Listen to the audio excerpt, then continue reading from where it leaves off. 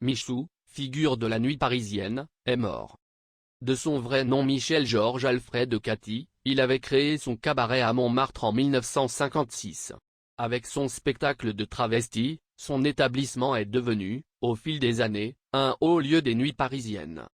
Michou sur la scène du cabaret Michou à Paris, le 20 janvier 2012. Joël Saget AFP. C'était une des figures de Montmartre et des nuits parisiennes. Rendu célèbre par son cabaret, ses vestes, ses cravates et ses lunettes bleu pétrole, Michou est mort dimanche 26 janvier à l'âge de 88 ans dans un hôpital à Paris, a annoncé son attaché de presse François Desblais. De son vrai nom Michel-Georges Alfred Cathy, Michou, contraction de Mimi, comme l'appelait sa grand-mère, et de Chouchou, comme le surnommaient affectueusement ses amis, est né le 18 juin 1931 à Amiens, Somme. Il arrive à Paris en 1949, alors qu'il n'a que 17 ans. Après différents petits boulots, de garçon de café à vendeur de journaux à la Criée, il reprend en gérance le bar chez Madame Intel, au 80, rue des Martyrs, à Montmartre. Il ouvre le 13 juillet 1956 le cabaret Michou. Puis, en 1961, il décide de lancer avec des amis un spectacle de travesti. Avec 3 copains, on voulait faire une soirée un peu fantaisiste, et j'ai eu l'idée de dire, et si on se déguisait? Et on a fait un petit spectacle de 20 minutes, raconte-t-il en juin 2016. Il se fait appeler Miss Glacex. Les 2 autres copains incarnaient les personnages de la Grande Eugène et Phosphatine, explique-t-il en 2014 dans un entretien à Artistique Réseau. Nous étions tous de joyeux lurons, Eugène, Lucien et moi, prêts à tout pour épater la galerie en nous amusant. Spectacle très original. Les interprètes chantent en playback les chansons de Sylvie Vartan, Édith Piaf, France Gall, Brigitte Bardot et beaucoup d'autres. L'établissement se fait connaître grâce à un article dithyrambique Quand Paris se travestit, publié dans Jour de France sous la plume du journaliste et chroniqueur radiophonique Edgar Schneider. Très vite, le tout Paris se précipite pour voir ce spectacle assurément très original. Le cabaret devient aussi un lieu où défilent femmes et hommes politiques, comme le rappelle Camille Vigogne-Lecoat dans un article de M le magazine du Monde janvier 2019, chez Michou, scène politique. Et il en a aidé certains à se faire élire, précise l'auteur, comme Alain Juppé, qui a été l'élu du 18e arrondissement de Paris, celui de Montmartre.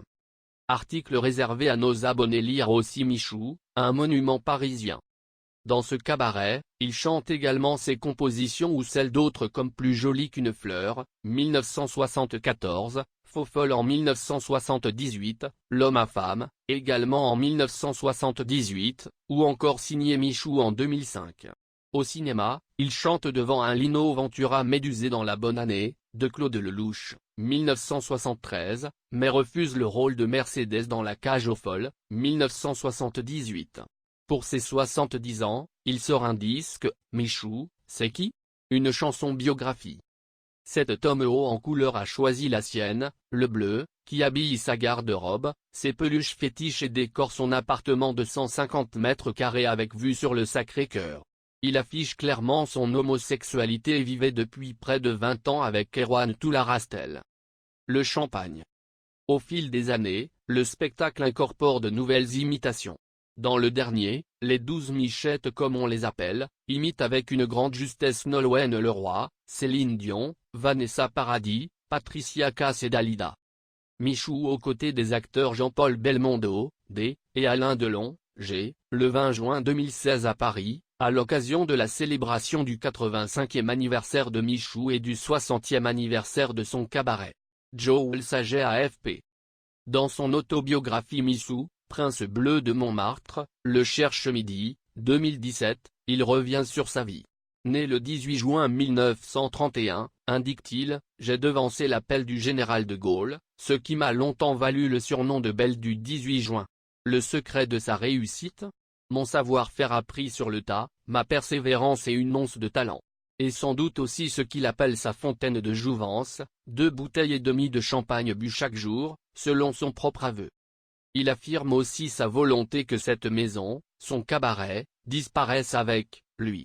Cela peut paraître prétentieux mais le cabaret ne, lui, survivra pas. Avec la mort de Michou, c'est aussi un homme généreux qui disparaît. Comme le souligne Camille Vigogne-Lecoat, Tous les mois, l'octogénaire invite des dizaines de personnes âgées à déjeuner dans son cabaret. Un hommage à sa grand-mère, amiénoise analphabète, qu'il a élevée avec tendresse, et une façon de prendre soin d'une population parfois isolée.